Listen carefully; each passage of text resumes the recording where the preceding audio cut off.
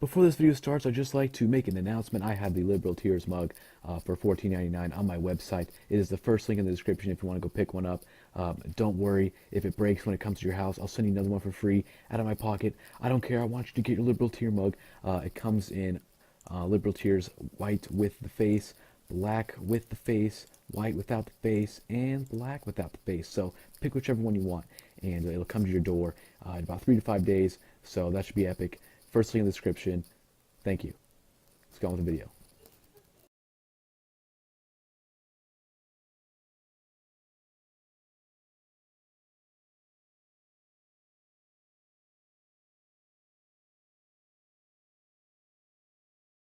You're about to be in store for a very fun interview. We're going to talk to Jared Taylor. Jared Taylor graduated in 1973 from Yale University with a BA in philosophy. He is a self-avowed expert on race relations. He's the president of New Century Foundation and the author of Paved with Good Intentions, The Failure of Race Relations in Contemporary America. He, from time to time, describes himself as a racialist, which I thought was only a word that Ali G used, and a racial realist. We're about to find out what all of that is, but he's also written an article on immigration and the different ethnicity composition of the U.S. and how it is changing and how it's going to affect the U.S. Jared, welcome to the Young Turks. Thank you. I'm glad to be on the program. All right. This should be fun. Now, in 2042, we find out that America is going to become a majority-minority country, meaning that there will be more what we call minorities now as opposed to whites. You are apparently troubled by this. Why is that? Well, imagine the situation reversed. Imagine, for example, that hundreds and thousands of poor whites were pouring across the border into Mexico, insisting on instruction in English rather than Spanish, and celebrating 4th of July rather than Cinco de Mayo, buying up radio stations and newspapers and broadcasting in English rather than Spanish, wanting voting papers written in English rather than Spanish. And imagine that some of them were even muttering darkly about breaking off a chunk of northern Mexico and kicking out all the Mexicans and making it an all-white enclave. Do you think that the Mexicans would consider this a wonderful exercise in diversity and welcome it as cultural enrichment? Well, Jared, I have a couple of points to make about that. Those are interesting. We don't have to use Mexico as an example because I can remember hundreds of thousands, millions of poor white people pouring into a country. That country was called America when the Irish and the Italians came in, let alone many other white ethnicities. And at the time, people said, oh, no, this is going to destroy a once great country. But it didn't. It made it stronger. Did that not do anything to convince you that perhaps immigration might not be such a bad idea? It depends largely on where it's from. Oh. People often, oh yes, don't forget.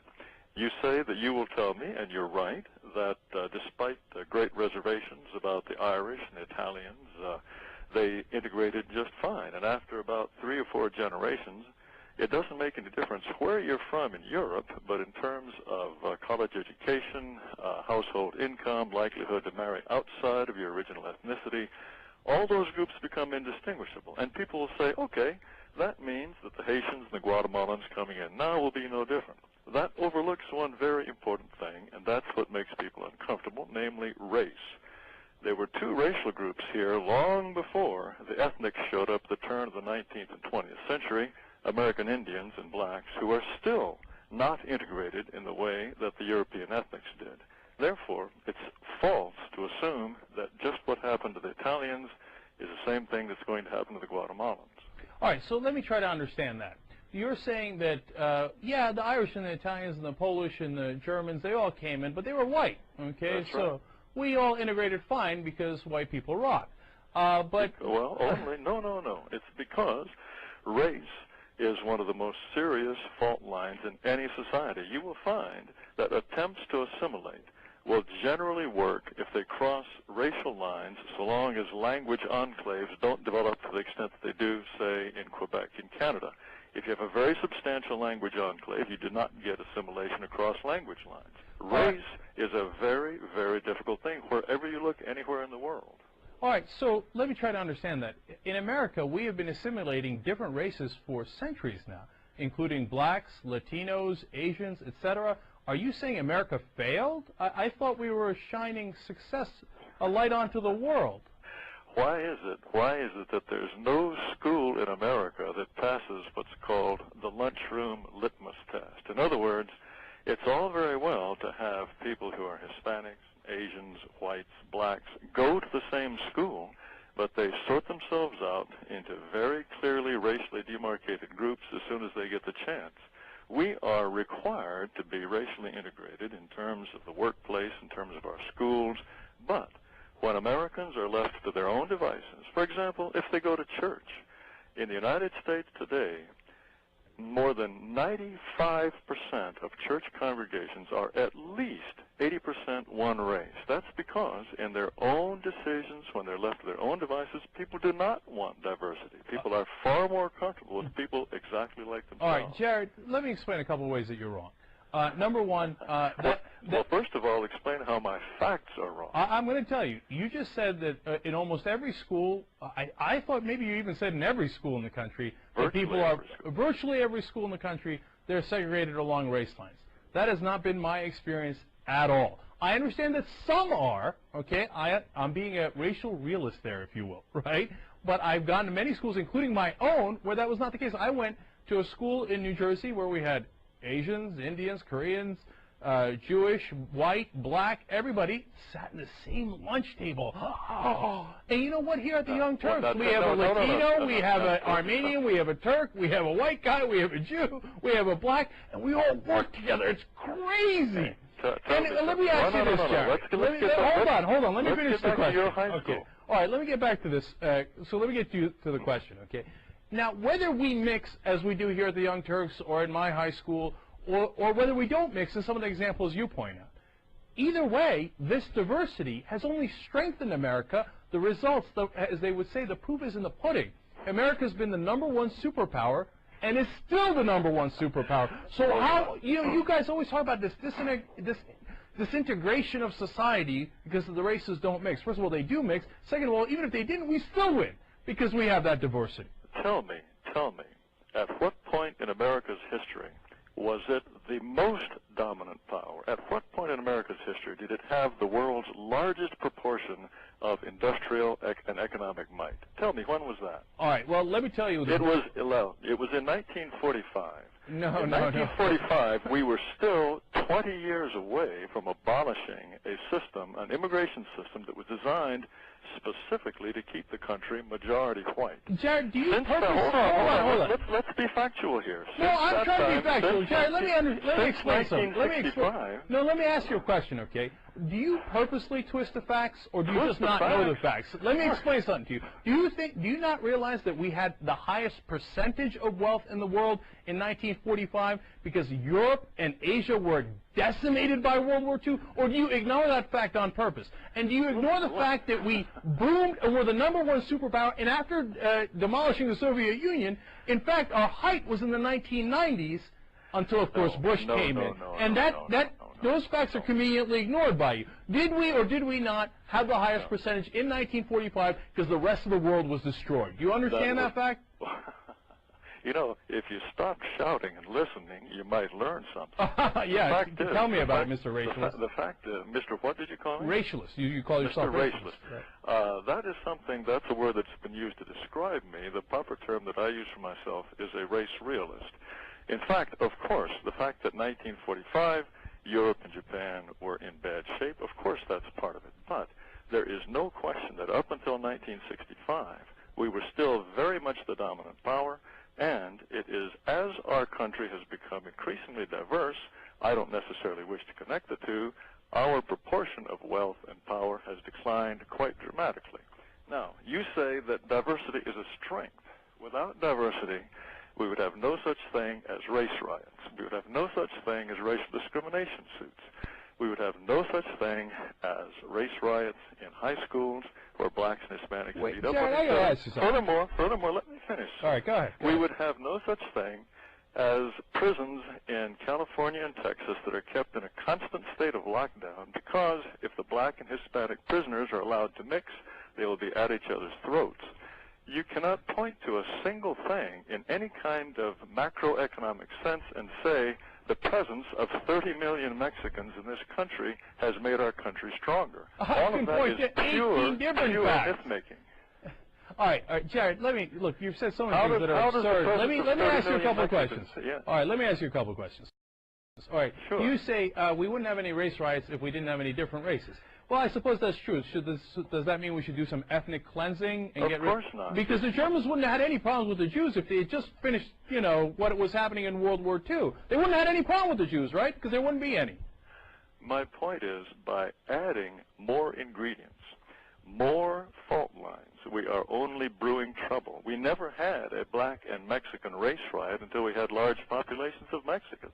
If we just kept the Mexicans out, we never would have had this problem in the first place. But we did have race riots before the Mexicans came in. Could that have been because we had slavery and then impoverished the African-American population here? Or that had nothing to do with it? It was just the blacks going crazy?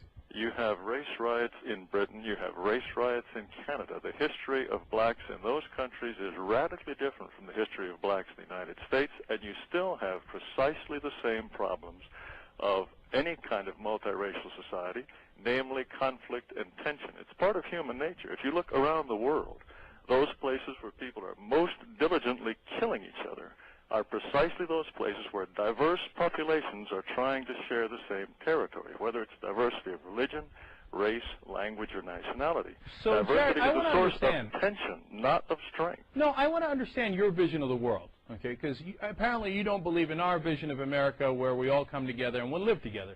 So how does your vision work? We all go into our separate enclaves and we say, all right, this is white America, and presumably we either kick people out or I don't know what we do with them, but they all go into their separate countries and they don't let anybody else into their countries and nobody ever mixes, and then everything is rock and roll? Is that the vision? I have only recommended two policies to the United States. One is to stop immigration. We don't need no more people. We already have 300 million people in this country. When's the last time you were driving down the road and you said to yourself, gosh, there's just not enough cars on the highway. I wish there were more. When I drove across the country, in Kansas, I bet you in wish Pennsylvania. more, you wish to see more and more cars, in Texas, I'm sure. Well, you're the only one in America who feels that way, believe me. We have 300 million people. The Census Bureau is telling us if current immigration continues, by the year 2050, we'll have 450 million people, another 150 million people. We're trying to talk seriously about energy independence, for example. We're trying to talk seriously about environmental protection. How is that going to be helped by another 150 million people? So for a host of reasons, I would stop immigration right where it is. The other thing that I would say, the only other policy advocate I would be, is to eliminate all anti-discrimination laws.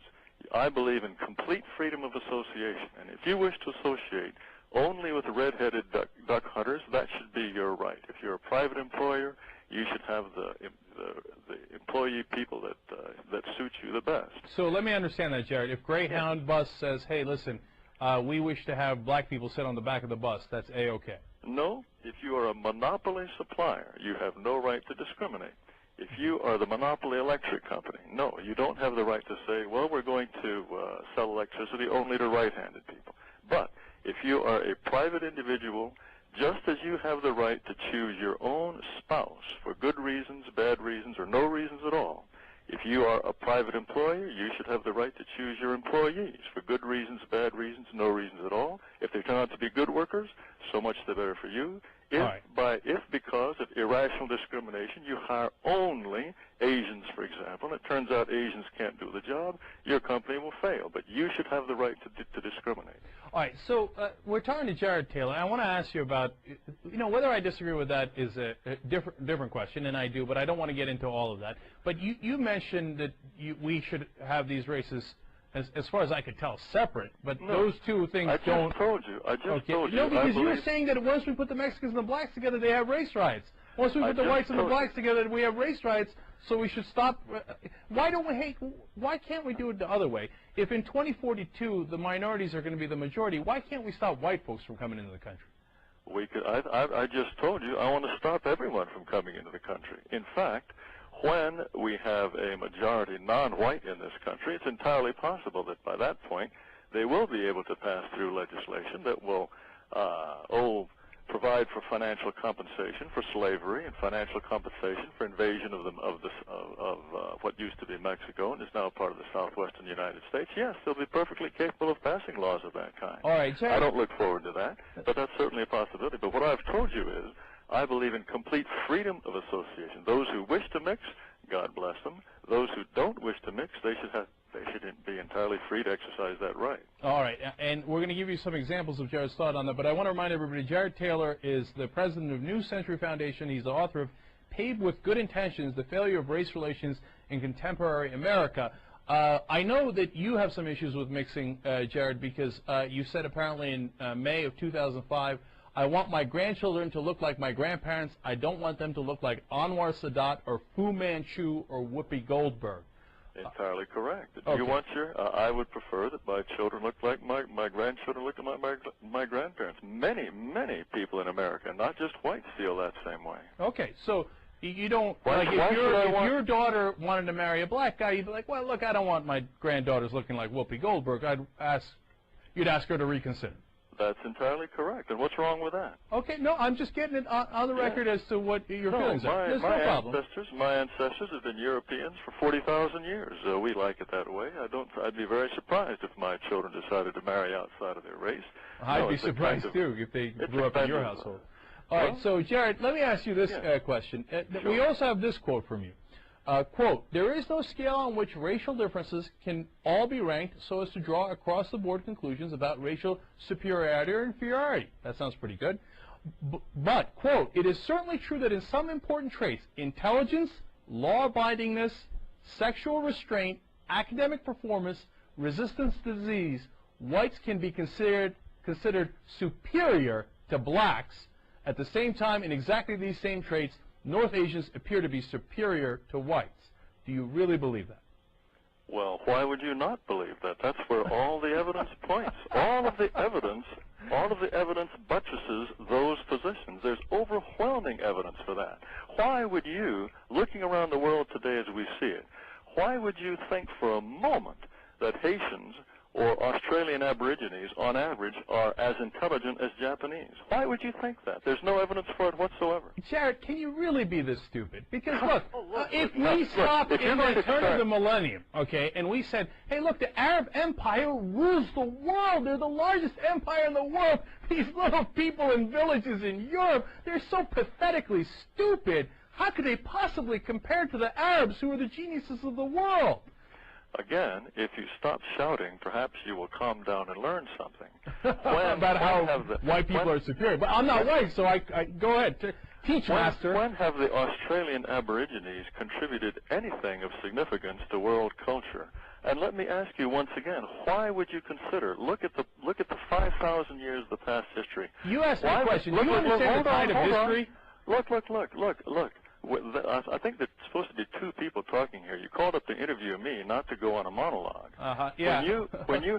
Why would you even for a moment think that Australian Aborigines have contributed and have signs of the same intelligence as Japanese? Okay, Jared, you asked me a question. You asked me a question. Let me answer that. Why would you think that? Yes, I'm going to answer that.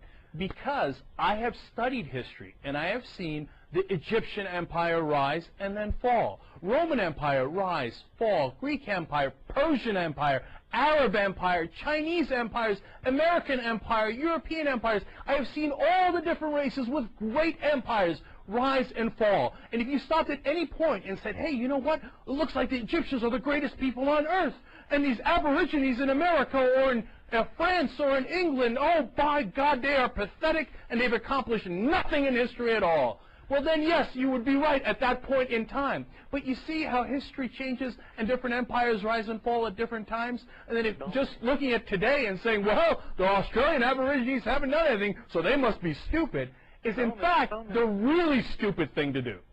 Tell me about the Australian Aborigine Empire. You know, you're an idiot. Okay, Well, I just told you that there was no American empire before the Egyptians, when the Egyptians and the Romans were in charge. You know, I know he hung up. God, people like this, they're so simple-minded, they're so pathetically stupid. Because they get this one point in their head and they think they're clever. They're like, oh, well, the Aborigines didn't do anything, so I must be right. Black people must be stupid.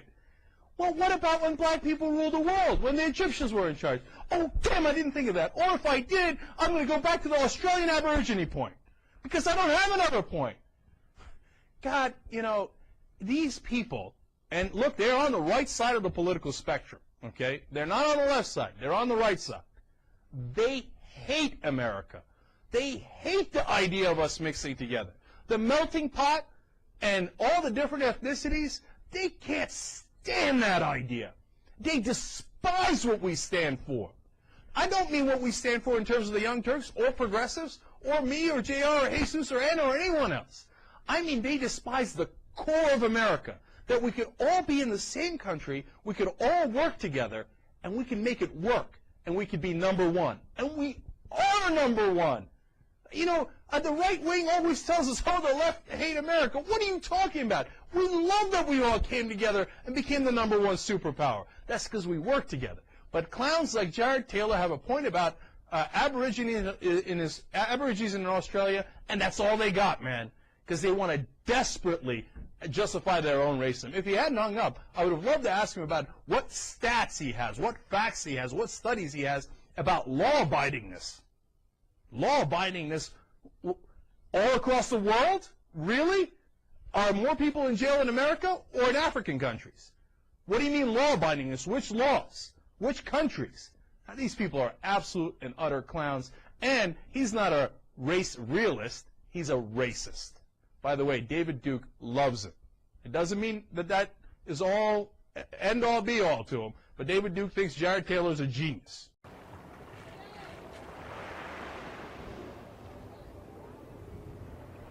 Hello, everyone. Hey, I'm just stopping by to remind you that liberals are insane. Social justice warriors are becoming more violent and triggered than ever before. Anyways, be sure to subscribe to KGP TV on YouTube and have a blessed day. Yeah, man.